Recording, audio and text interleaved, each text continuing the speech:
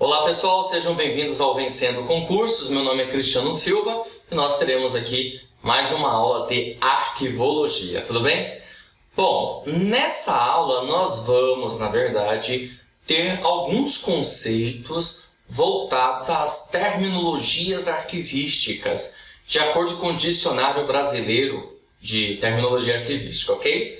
Bom, quero que você acompanhe comigo. Olha só, o Dicionário Brasileiro de Terminologia Arquivística é um instrumento de fundamental importância para a normalização conceitual das atividades inerentes ao fazer arquivístico. Então é muito importante você até realmente fazer uma boa leitura desse dicionário. Por quê? Porque ele traz certas relevâncias referente a conceitos, definições voltadas à matéria de arquivologia, juntamente com o Arquivo Nacional, tudo bem?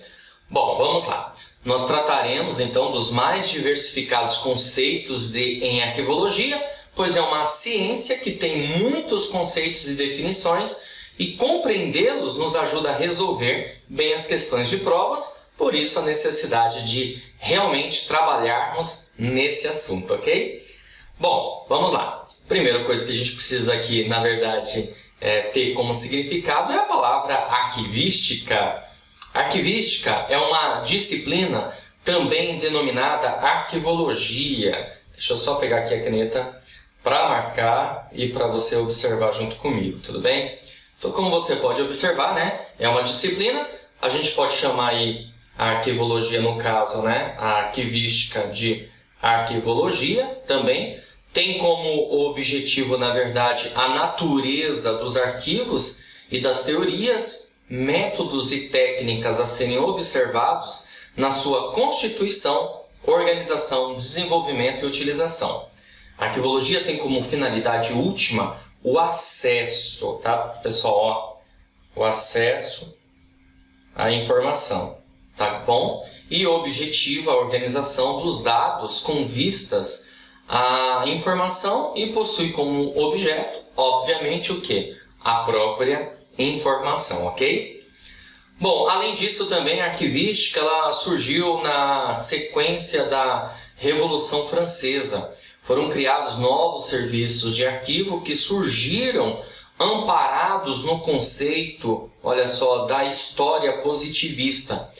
Ao aplicar na prática a teoria de que os documentos devem ser organizados, viu? A importância aqui, pessoal, disso, né?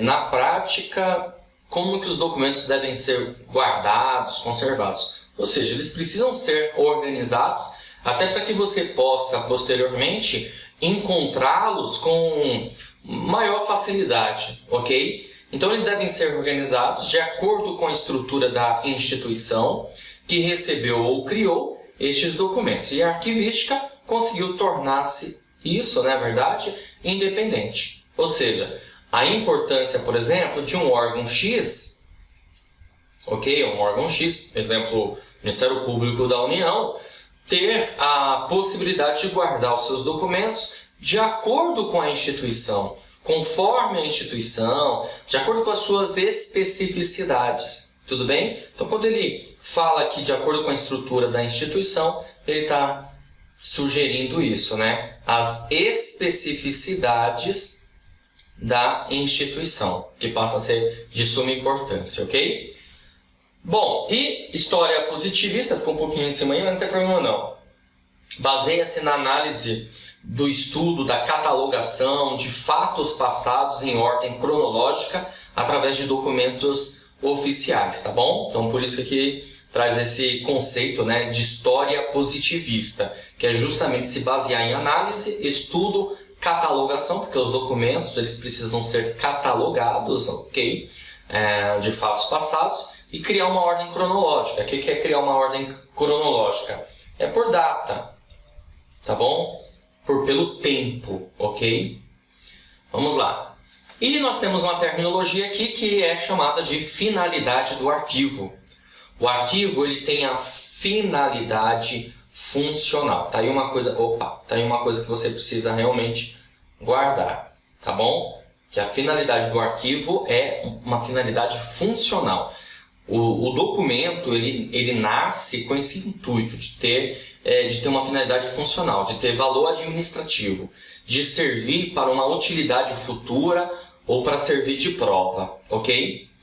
Ou seja, acumula documentos como mera decorrência. Eu estou me matando aqui hoje com essa caneta, opa, achei. Decorrência das atividades da instituição, e aí vale ressaltar para você que quando se pensar em documentos de arquivo, jamais pense em coleção, pois os documentos de arquivo não são colecionados, e sim acumulados. Que até uma diferença, né, dos documentos de arquivo para os documentos de biblioteca. Enquanto que os documentos de biblioteca eles são colecionados, os documentos de arquivo eles são acumulados naturalmente de maneira orgânica, por conta da sua produção e recebimento, tá bom? Documentos de biblioteca aí sim terá como conceito a coleção, mas no caso dos arquivos de documentos, não. Ou seja, no caso de documentos, você tem que guardar muito bem essa informação, eles são acumulados de maneira orgânica, tá bom? Orgânica, ou seja, de maneira natural.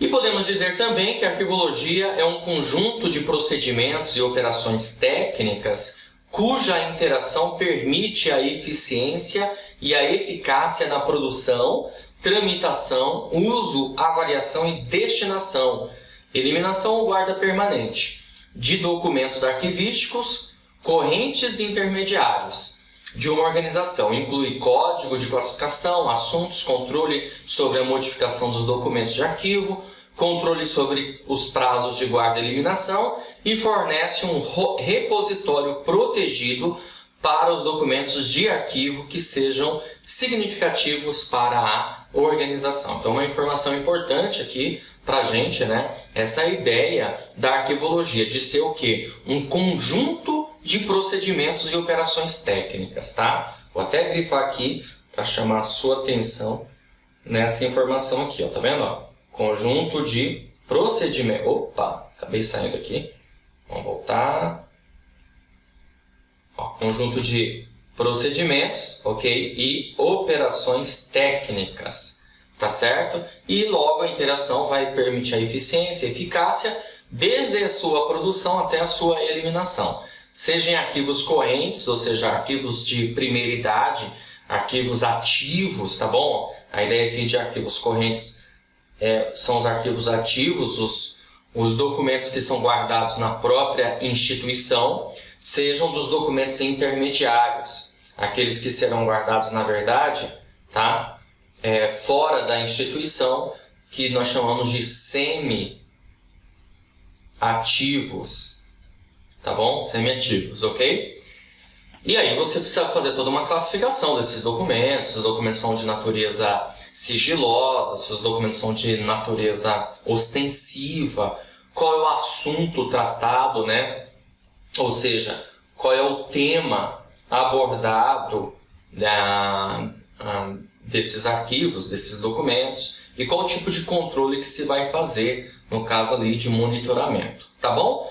O prazo de guarda, que aqui tem a ver com uma coisa chamada tabela de temporalidade, tá bom? Que estipula o prazo de guarda dos documentos e se ele vai ser eliminado ou se ele vai ser guardado permanentemente, ok? Bom, além disso, né, mais uma terminologia importante para nós é o fundo, que tem como significado um conjunto de documentos de uma mesma proveniência, ou seja, de uma mesma origem, e nesse sentido temos os chamados fundo aberto e fundo fechado. Mesma proveniência, galera, então logo, o que isso significa aqui para nós, tá?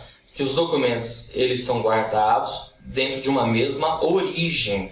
E uma coisa importante, que já foi bastante perguntada em prova de concurso, é que os documentos não podem ser misturados com origens diversas, tá? Então você tem que respeitar o princípio da proveniência, tá bom?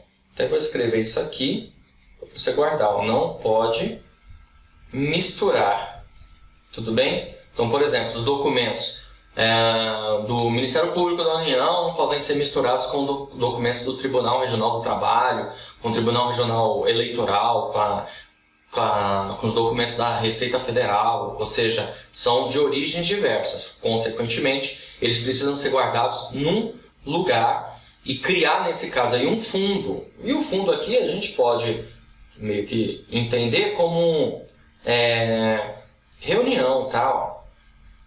Reunião de documentos, tá certo? Então, cada órgão, cada instituição vai ter o seu fundo, que pode ser aberto, que pode ser fechado. A gente vai ter aqui o conceito, 2 tipos de fundos. O fundo fechado é o fundo que não recebe acréscimos de documentos em função da entidade produtora não se encontrar mais em atividade. Então, a entidade produtora, na verdade, ela não produz mais documentos e, consequentemente, aquele fundo passa a ser um fundo fechado. E fundo aberto é bem simples, né? Quando ainda podem ser acrescentados novos documentos em função do fato da entidade produtora continuar em atividade. E aí, nesse caso, ele pode receber novos documentos, ok? Bom, e agora a gente tem uma série de conceitos aí do dicionário de terminologia arquivística, como, por exemplo, o acervo. O que é o acervo? Acervo, na verdade, para você não esquecer, são documentos de uma entidade produtora ou de uma entidade custodiadora. Então você com certeza já ouviu falar que o tribunal XYZ tem um acervo documental, ou seja, tem um conjunto de documentos, tem uma reunião de documentos. A gente pode pensar dessa forma também, não tem problema nenhum. Tudo bem? Então, para você não esquecer o sentido de acervo, são documentos de uma entidade produtora ou de uma entidade custodiadora. Tem um acervo documental. Além disso, nós também temos um conceito aqui de anexação, de acordo com o dicionário de terminologia arquivística. Anexação significa juntada, tudo bem? Então, eu vou juntar documentos. Olha só, deixa eu colocar aqui, ó. Então, aqui eu tenho esse documento e eu vou juntar um documento a esse outro documento, tá? Então, eu tenho aqui a juntada. E a palavra anexação significa uma juntada de caráter definitivo. Significa dizer que esse documento, ó, que eu acabei de anexar aqui dentro, eu não posso mais retirá-lo daí. Tudo bem? Ou seja, juntada em caráter definitivo de documento ou processo, acontece muito isso em processo, a outro processo, na qual prevalece para referência o número do processo mais antigo, ok? E temos um outro conceito aqui também de apensação. Apensação também significa juntada, só que nesse caso agora é uma juntada em caráter temporário. Então, olha só que a gente pode ter aqui no caso, posso ter aqui um documento e junto um outro documento, faço uma juntada, só que essa juntada aqui, ela é uma juntada temporária, então dou o nome de apensação. Logo, eu posso ter o que? A desapensação, que é a retirada desse documento, ou desentranhamento. Tudo bem? Então, caráter temporário, apensação. Anexação, caráter definitivo da juntada, e apensação, caráter temporário, com o objetivo de elucidar ou subsidiar a matéria tratada, conservando cada processo a sua identidade e independência. E nós temos arranjo, outro conceito, outra definição do Dicionário Brasileiro de Terminologia Arquivística. Arranjo, o que é? A ideia é criar uma organização ou ordenação dos documentos, e aí o arranjo passa a ser uma sequência de operações intelectuais e físicas que visam a organização dos documentos. Ou seja, nós podemos aqui, pessoal, entender o seguinte, ó. Opa, cadê a minha caneta? Aqui.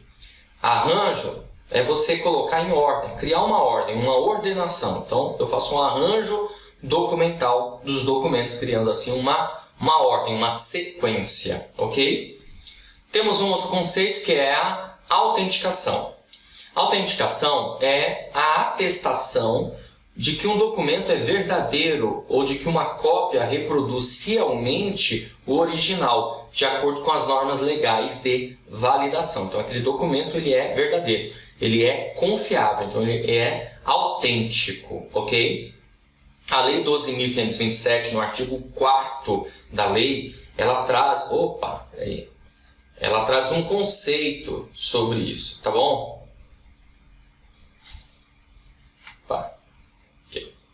Então, o artigo 4º.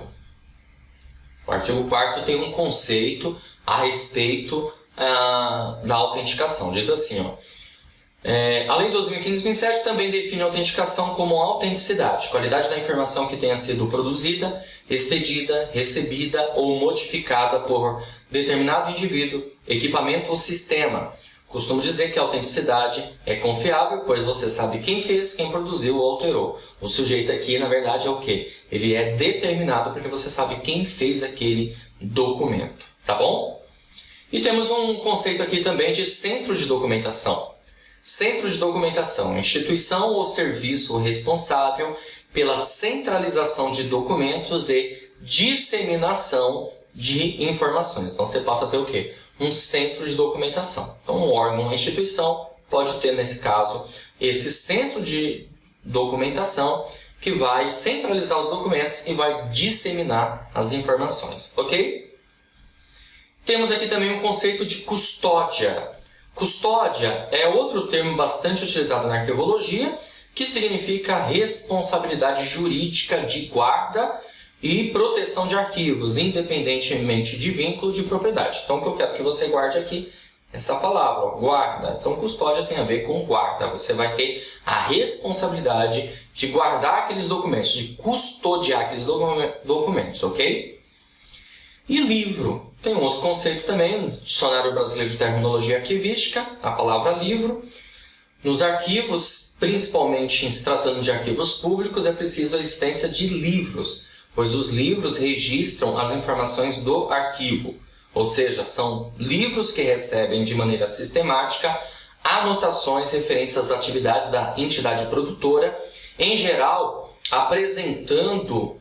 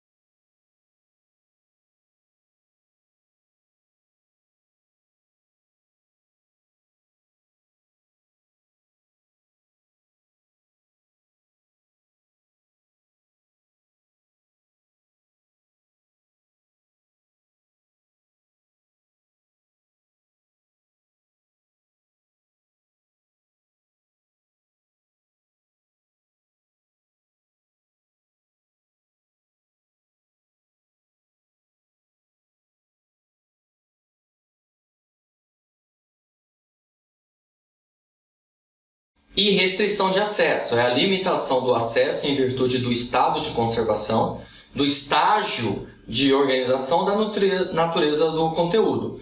Quando se trata da natureza do documento, podemos compreender como documento sigiloso, que pela lei de acesso à informação, o acesso é restrito ao público em geral, em decorrência de colocar em risco a segurança da sociedade e do Estado. Tá? Então isso aqui, pessoal, é tratado lá no artigo 4º e também no artigo 23, artigo 24 da Lei 12.527, Lei de Acesso à Informação, que tem a ver com a natureza do assunto. A natureza do assunto do documento pode ser ostensivo, ou seja, aberto a todos, ou pode ser sigiloso, ou seja, que vai ter o quê? Restrição de acesso, então poucas pessoas terão acesso àquela informação. E com certeza absoluta, restrição de acesso ao público, tá? Ao usuário do serviço público, ok? Bom, mais um conceito aqui que é termo de abertura. Conjunto de informações lançadas no início de um livro de registro e que o validam, delas podendo constar o número de folhas, a sua finalidade, data e nome da autoridade validadora. Outra definição bastante utilizada na arquivologia é a tramitação.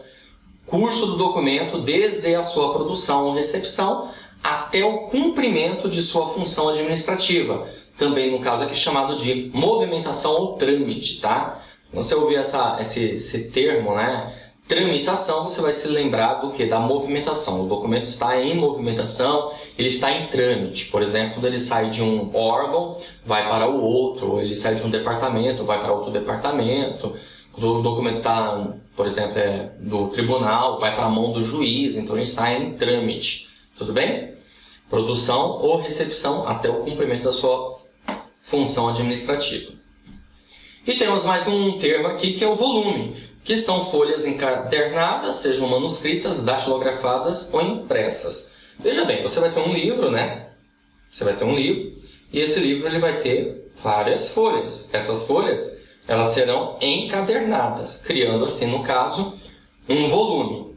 Cada instituição, cada órgão aí tem lá o seu critério e as suas regras relacionadas ao volume de folhas aí que podem ter, no caso aí, né, quantas folhas podem ter um determinado tipo de documento. Por exemplo, no Tribunal de Justiça de São Paulo, os processos, né, os autos do processo, eles não podem exceder a 200 folhas cada volume, tá certo?